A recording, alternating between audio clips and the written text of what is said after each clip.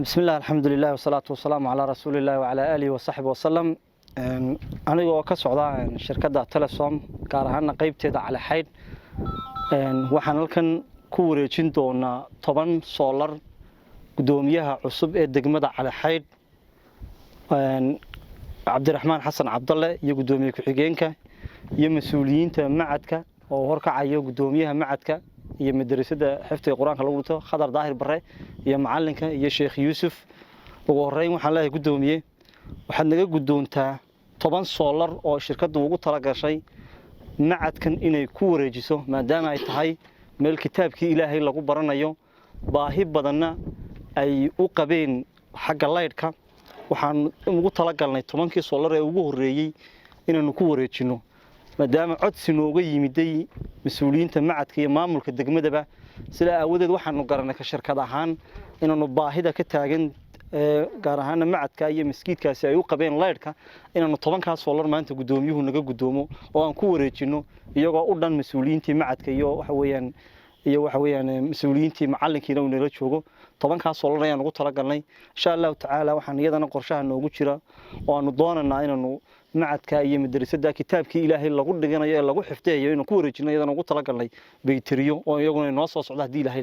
laakiin waxaan doonanaa maanta hordhac u ah 10kaas solar oo dabkooguna yahay 1250 watt oo baahi weyn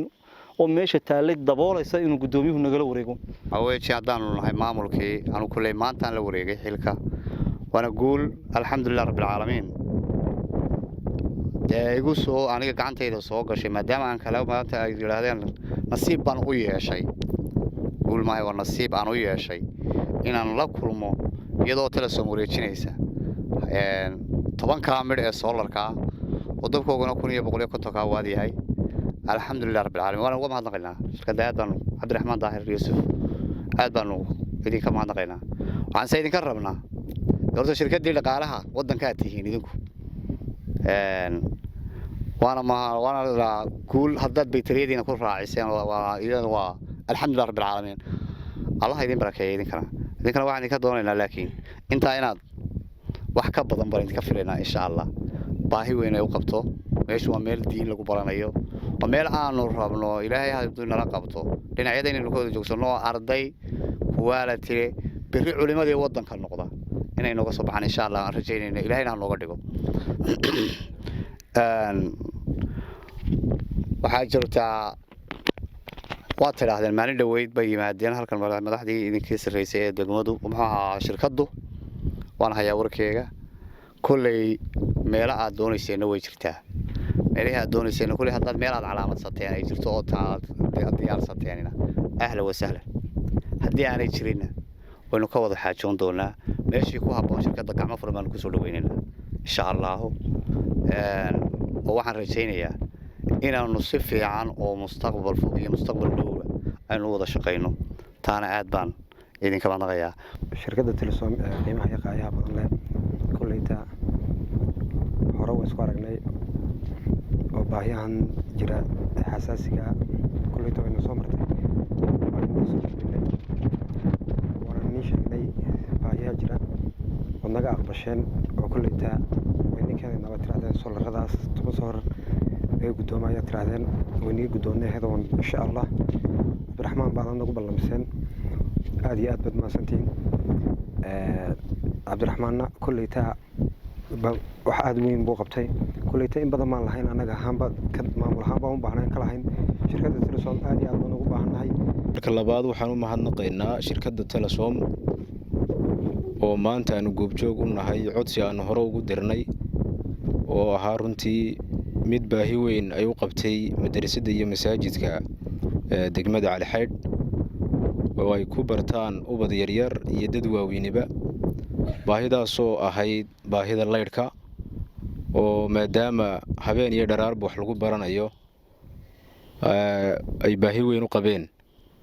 alxamdulillah shirkaddii codsigii waa fulisay qaybna waana soo gaarsiisay bilowga inta dambana insha Allah waxaan ka rajaynaynaa inay ay waxa weeyaan markayga ay nagu soo caawiyaan insha Allah taala waxaan salaan u direynaa shirkadda Telesom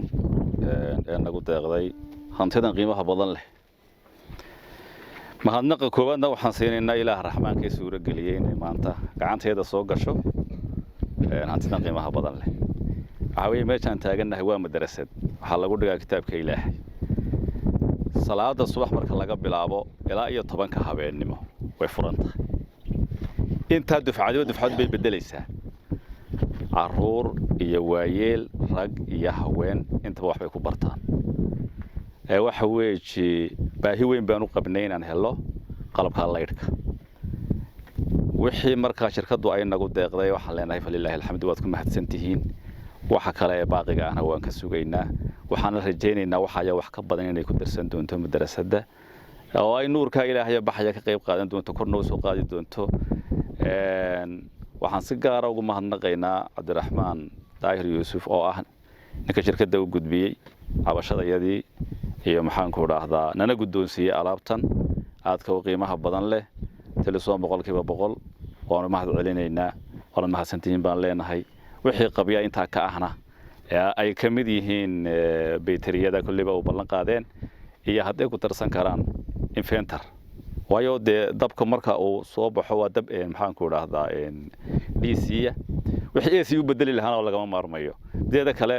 xilliyo waxaan galaynaa kulayl mar waxna laga maarmayo shirkadu intaan ku darsataan oran laha ma hadda labaadna waxaan siinaynaa walaalkan Sheekh Cabdiraxmaan oo aad iyo aad u dadaalay rasuulku wuxuu yiri salaatu wasalaam man lam yashkurin naas lam yashkurullah qofka aan waxa weeyaan dadka aan u mahadnaqin ilaahayna uma mahadnaqo marka waan u mahadnaqaynaa aad iyo aad mahad ballaaran oo qiimiye qaaya ku qodanta ayaan u soo jeedinaynaa sidaa darteed shirkadda